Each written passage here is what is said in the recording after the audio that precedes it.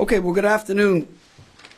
I want to again thank all of the state employees and local government employees, first responders, and certainly the utility linemen who have been continually working around the clock to maintain our roads and bridges and to restore our power. We are still experiencing and going to continue to experience some bitter cold temperatures, and that is not going to change for a while. Jay is going to explain that. As we are now a few days into this weather event, I want to make one thing very clear. The safety of all of our citizens here in Louisiana remain a top priority of mine and everyone standing behind me. The good news is that the rain and the sleet is gone. And also in the southern part of the state, we're reporting no major power outages. The bad news is that unfortunately in the northern part of our state, many of our citizens in central and north Louisiana are without power while they experience this bitter cold weather. We have approximately 120,000 somewhat out customers who are without power in Louisiana. Again, most of those are in central and north Louisiana, almost all of them are in central and north Louisiana. However, we have doubled the amount of vegetation and linemen to handle restoring the power in that area. That is important. The good news is because the southern part of the state hasn't been affected by power outages, that has allowed those utility companies in the southern part to send resources to the northern part of the state. So we are marshaling and moving those assets as we speak. However, so while these crews work to restore power, tonight, if you're without power, you need to take precautions and bundle up. It is going to be a bitter, cold night. We also want to continue to remind all of our citizens, especially in North Louisiana, to stay off the roadway in North Louisiana where roads are icy. I want to thank you all for listening over the last 24 hours. We really have not had any major auto accidents because people have heeded our advice and stayed off the road. So continue to stay off the road. We have numerous road closures. We've got about 1,500 DOTD personnel that have been deployed and are working right now to either make sure that dangerous roads are closed or roads that we can open are open. Just because a road is passable does not mean it's safe. So if you see people going slow down a road, I would continue down that road in a slow manner as well. We are standing up more warming centers as we receive those requests from the local parishes. Those warming centers are not kicking anyone out at night. We have cots for folks as well. I would again encourage people, if they have not downloaded the Get a Game Plan app, to please do so. If you have the ability to charge your cell phones or your electronic devices, keep them charged. Because again, you may have power right now, but as they work to restore power, they may have to turn the power off to bring that power up. Brandon with the PSC and Philip May are going to explain that in a bit. We are going to continue to urge you all to stay weather aware. If you're using a generator, use it safely. Continue to monitor official updates as we move through this week. Prolonged cold and potential power outages from this winter storm increases the risk of house fires. It increases the risk of house fires. Please be diligent and heed the warnings and the precautions that Brian Adams, our fire marshal, is going to go over in just a minute. Be very careful. I urge you again, be very careful around the use of heating devices in your home. Please use caution, again, when using those heating devices to prevent deadly fires. And also, we want you to be aware, especially if you're using gas-fired heating elements, to be mindful of carbon monoxide. It is a silent killer. LDH has announced 3 deaths so far, but we are tracking 3 additional deaths. Early indications show that there are 2 additional hypothermia deaths and 1 loss of oxygen. The hypothermia occurred in an apartment and 1 in a mobile home. So again, please, please, please check on your neighbors, your friends, and your families. Again, this is going to be bitter cold. If you do not have power or a heating source, you need to take precautions. It's going to be extremely cold tonight. Thank you to everyone, again, who continues to listen and stay off the roads, as I said earlier. And, as I explained, those deaths really are heartbreaking and tragic. And so our thoughts and prayers go out to their families and everyone that's been affected. This weather event, again, continues to be very dangerous, and we're urging you all to take these precautions. Don't travel unless it's necessary in North and Central Louisiana. Be cognizant of your heating sources and your generator use. We will continue to remain fully engaged, protecting life and supporting our communities throughout this event. Again, because we've had little power outages in the South, that's allowed us to double the amount of linemen that we can send up to North Louisiana to work. Our state Emergency Operations Center is fully activated. GOSEP is coordinating with local officials, and contingency plans are in place. Just to give you some statistics, DOTD has already expended 3.2 million pounds of salt, over 75,000 gallons of brine. They've got over, as I said earlier, 1,500 personnel deployed. Louisiana State Police has 377 personnel activated, working right now, and an additional 525 on standby, with 214 support personnel performing other duties. LDH has 76 warming centers currently open. I think there are 14 warming centers that are pending open. Bruce will talk about those. FEMA has helped us pre-position assets, generators, water, and meals as well. We've approved a federal declaration for direct federal assistance. We're going to be asking the White House to grant us a major declaration, because we know we're going to have a tremendous amount of vegetation and debris to pick up after. The Louisiana National Guard is fully activated. They've got 118 available generators, over 140,000 MREs, over 600,000 bottles of water, and they've got 123 personnel currently working. DCFS has the Child Protection Hotline is remaining fully operational, and leadership and essential personnel are in place 24/7. Again, the fire marshal is going to talk to you all about fire safety. That's the thing that I would love to see. I would like to have no more house fires or fire-related events, and certainly no more deaths due to carbon monoxide or hypothermia. And with that, I would like to bring Jay up so he can kind of walk us through this week's weather. Thank you, Governor. As you pointed out, Governor, even though we're done with the freezing rain, the sleet, and the snow, we're still a long way from being out of the woods in terms of the cold. The dangerous and potentially deadly cold will continue through the week. In fact, for today, a good bit of North Louisiana will not get above freezing. And tonight, temperatures will dive down back into the teens and maybe even some single digits across the northern tier of parishes. Central Louisiana will get down into the teens, and it could drop down all the way into the 20s even for the coastal parishes tonight. So we're talking about a prolonged freeze that extends into the day tomorrow. Now, the sunshine is back. Some good news there.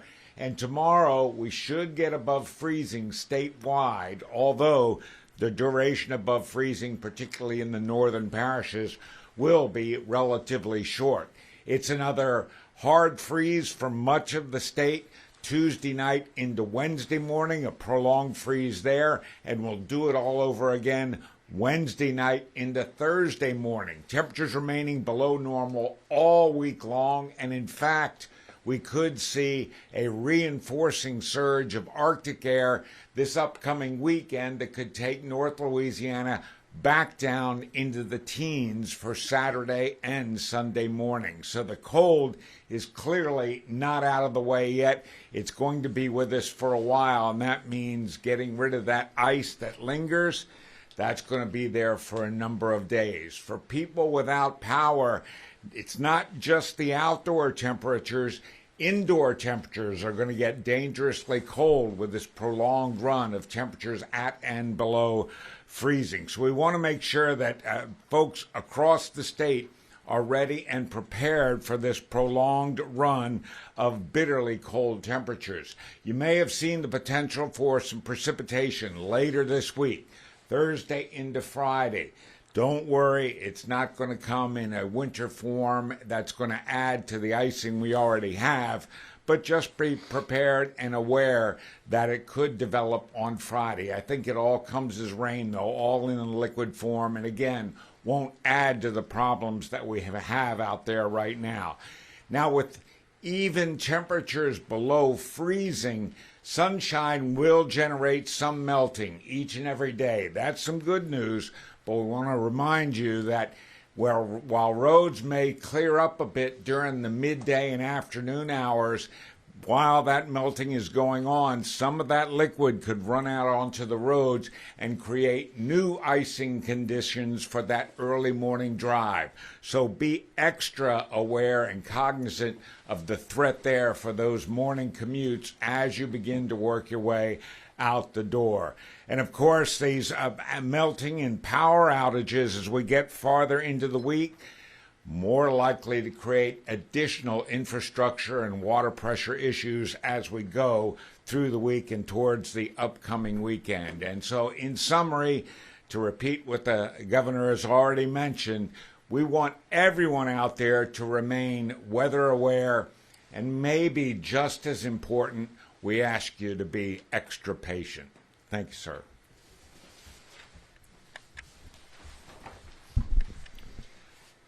Thank you, Jay. Glenn Leday, Secretary of DOTD. As the governor mentioned, we continue to ramp up operations to post-storm recovery. We've got over 1,500 personnel statewide working to help recover. We've got personnel, as the governor mentioned, assets that we're bringing from the south and moving those north so that we can continue to support really everyone north along that I-20 corridor.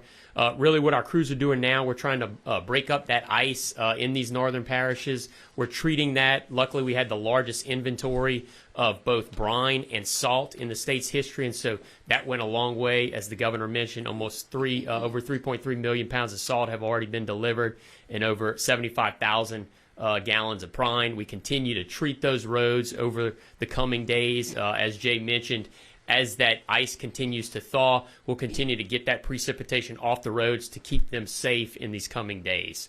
In addition to that, we're working closely with PSC and the energy companies to clear the roads. We've got crews deployed all over North Louisiana helping to remove tree debris to allow that power to be restored. And so those continue to be DOTD's primary focuses, is improving these roadway conditions, getting all state roadways open, and making sure they're safe for the traveling public. In general, as the governor mentioned, please stay off the roads, but if you have to travel, if necessary, please look out for our crews and the emergency response crews. Please drive slowly. And again, if there are roadways that are closed, remember it's unlawful to go around these barricades, and so please be cognizant of that. As roadway conditions change, please look at our website, 511la.org, and our app, 511LA. As conditions change over the coming days, as Jay mentioned, please look at the roadway conditions and any changes there. Thank you. I'll turn it over to State Fire Marshal. Thank you, Secretary Leday. So I'm going to talk a little bit about heating safety, and we've talked about that continuously over this event and in previous. So we are currently investigating our 13th fire fatality of the year, which is just, unprecedented for us this quickly through January. So I'm going to talk a little bit about heating safety. If you have power and you're using space heaters, you want to keep those space heaters 3 to 5 feet away from anything that could catch on fire. Blankets, spreads, curtains, all those other things that you may have in your room. If you're going to use a fireplace tonight because you don't have heat, you want to try to turn it off before you go to bed. You don't want to have an open flame. You don't want to have open candles. You want to make sure you turn those things off, cover up with extra blankets if you have that, opportunity to cover up with those extra blankets.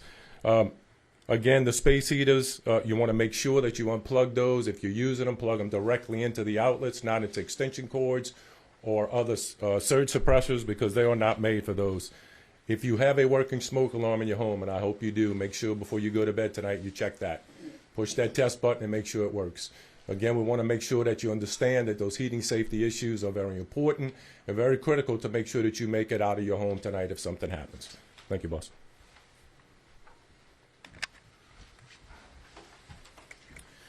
I'm Bruce Greenstein. I'm the Secretary of the Louisiana Department of Health. I've got a couple of data points that I want to share and then some safety tips that I really hope everybody will follow. Let me just start out by thanking the governor for his strong leadership and starting out as a way to think about when we were together on Thursday, the governor implored all Louisianians to stay off the road when it was unsafe.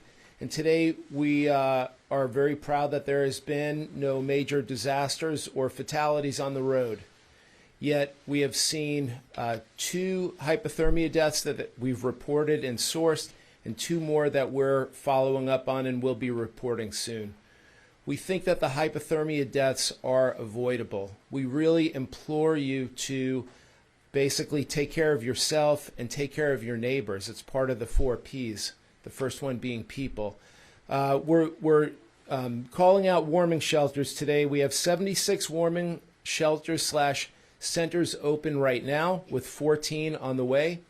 We're tracking specifically in the 11 parishes with the highest percentages of power outages. There are multiple shelters in 10 of the 11 parishes, with the last parish that will be open hopefully by the end of today. The warming centers and shelters are only as good as they're being used. We have a fair amount of foot traffic, but there's plenty of access and availability today.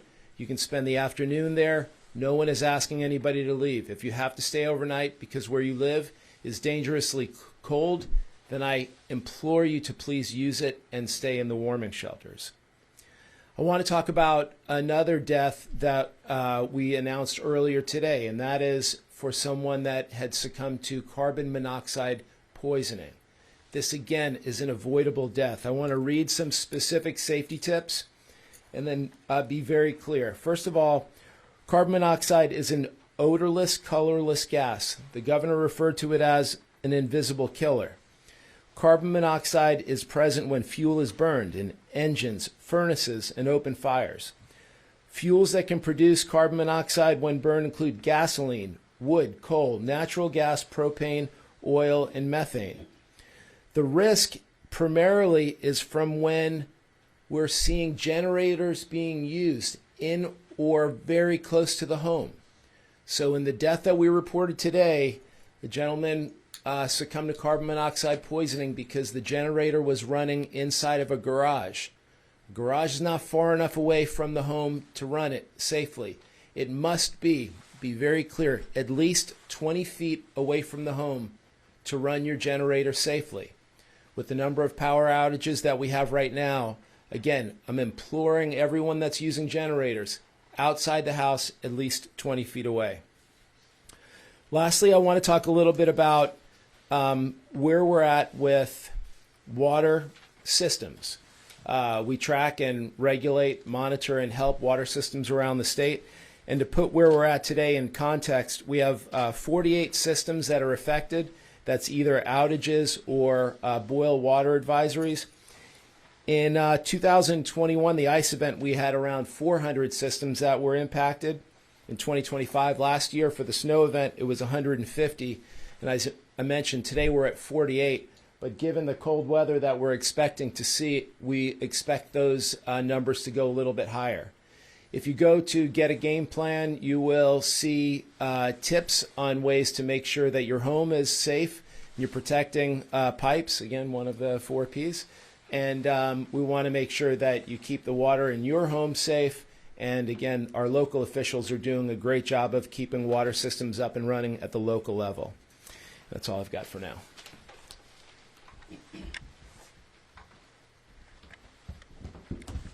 Good afternoon, everyone. Brandon Fry, I'm Secretary with the Public Service Commission. I think y'all can see the map over here as well. That's our utility outage map, current as of noon today. So I'm going to give y'all some numbers of where we peaked as a state, but also per utility, where we are now as of noon. Those numbers are dropping even as I'm doing the report.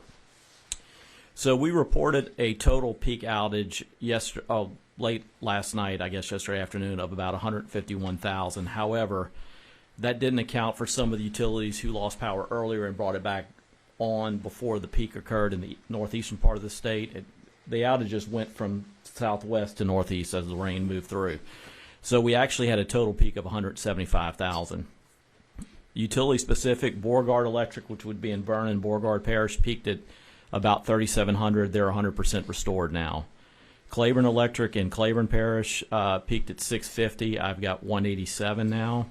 Clico, which would be Grant, Natchitoches, Red River, I guess parts of Wynn as well. That central part of the state peaked at 23,900. They're down to about 5,100. Concordia, which is in not just Concordia, but a little bit of Catahoula and LaSalle as well, peaked at 2,600. They're at 1,500 now. Energy, which has the Ouachita, Jackson, Wynn, and then up into Richland, the West and East Carroll parishes, where we had the most icing, peaked at about 92,000. We're at about 84,000 now. Northeast Power, which is in, I think, mainly Morehouse, but they come down a little bit into Richland as well, peaked at 8,000, and they're at 7,400. Again, the areas where we saw the most icing are having the slowest restoration. Panola Harrison, which is in DeSoto and Sabine, peaked at 2,600, and they're about 1,000 now. And finally, SWEPCO, which is Caddo, Bossier, Webster, down into Red River, DeSoto, peaked at about 42,500, and they're about 24,500 now. So the total number is down to about 120,000, as the governor said, from that peak of 175. When we spoke last year during the hurricane, I like to look at historical events for comparison purposes to put these numbers into perspective. So for Hurricane Francine, we peaked at 400,000. We had two severe weather events when the governor first started. You remember those in April and May of 24. One of those was 208,000. So we actually, from a one-day severe weather event, it occurred peak outages considerably higher than what we're seeing here. That doesn't mean it's going to be easier for the restoration. Obviously, there are struggles here that we don't see in those type of outages. You've heard about the road issues. We can't thank DOTD enough. There's been incredible coordination, Glenn, with all the utilities clearing the roads, and that's where the issues are coming from. This is the large majority of the damage that we're seeing from every utility is tree damage. Trees are taking down lines. Trees that are weighted down from the ice are falling into the existing right-of-ways and taking the lines down with them. I do have some general restoration times for the three major utilities, which would be Clico, SWEPCO, and Energy. Clico is anticipating the bulk of its system being totally restored tomorrow. There's going to be a lot coming on tonight, but that's the best case scenario. I say best case. That's actually a little bit of a conservative estimate. SWEPCO also anticipates the majority to be restored tomorrow. Some will linger into Wednesday, predominantly in that Red River, DeSoto, Natchitoches area. And Energy is also anticipating about 90% by Wednesday. All of these utilities are going to be providing us some more granular analysis. It typically takes time for them to get out there and do their assessments. So as we get those assessments, we'll be able to push out parish by parish specific information. We are going to work with LDH and ensure that any of these warming shelters that need power or any additional locations are put on the priority list. And finally, for more granular update for Energy and some of the concerns, I know the governor alluded to this about power coming on in winter is a little bit different than from a hurricane because of the heat strain that puts on the system from a heater. And while you'll have some outages go back out, but Philip will explain that in Energy's restoration efforts as well. Thank you, Brandon. Good afternoon. I'm Philip May, President of Entergy Louisiana. First of all, I want to make sure we clarify what the anticipated restorations are. We are planning to have 90% of our customers that have access, where access issues are not a challenge, and that's primarily along the I-20 corridor, for instance, Ouachita Parish, 90% on Wednesday. For those customers that we're having challenges on access and more severe damage, we anticipate having 90% of our customers restored by Thursday. I just want to emphasize 90% means that most of those customers will be restored before that. It also means that some customers will linger on into a few more days if they have very significant damage. And those customers that have damage to their home, they have to be able to take power, so you may need an electrician because the vegetation has pulled weatherhead and some of the electric equipment away from home. I want to note on the cold load pickup issue. Following a hurricane, there's oftentimes very big gains we can have right after a hurricane because once you clear the line, you can turn the power back on and it gets rolling right away. In the winter, when you have extreme load conditions, you have to do things on a sectional basis. So we will go sometimes block by block, put a section on. We wait until the appliances come on, the heaters come on, make sure that that fuse holds, then move on to the next section. So the point of that is you won't see these big chunks of load coming on like you see after a hurricane. That's going to be slow, it's going to be methodical, but we do have people out there that are actively working the process. We have seen extreme damage due to ice accumulation, particularly in that corridor along the I-20 and then moving up to that northeast portion of the state. We have seen evidence of ice accumulation as great as 1 inch or greater, and that has created a lot of challenges for our system.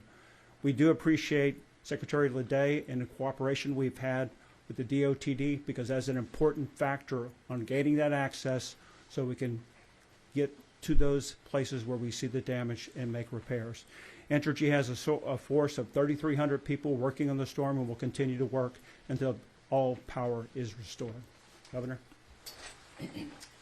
Okay, just to wrap this up, first of all, for everyone in Louisiana, pipes, pets, plants, and people, make sure you're checking on your neighbors. A couple of major takeaways. We really would like to not have anyone else die of carbon monoxide poisoning or anyone lose life or property due to fires. If you are using supplemental heat, if you're using an electric heater or a gas furnace, or again, 3 to 5 feet, that means this much from tip to tip. Look at it, say, okay, here's my heating source. Is there anything nearby that could catch on fire this far away from here to here? That will help you. We want you all to stay safe. If you're in Central and North Louisiana, I would again urge you to stay off the roads. Those of you in South Louisiana, I think all of our roads are open and are pretty much safe. At night, it's going to dip into the freezing, hard freeze, as Jay said. So in the morning, when you get on the road, just use a little extra caution. Don't get in a hurry. The state offices are going to open tomorrow, except for those in Central and North Louisiana. So again, the morning commute, take your time. I don't think anyone's going to punish anyone for a little tardiness tomorrow. Be very careful on the roadways. But again, I would urge you, take precaution when supplementing heat. If you're in North Louisiana and you do not have power, and you also do not have heat, you need to find somewhere to go. Don't think, oh, the power may just come on at midnight. It is dangerously cold over the next couple of nights. Find somewhere warm to go.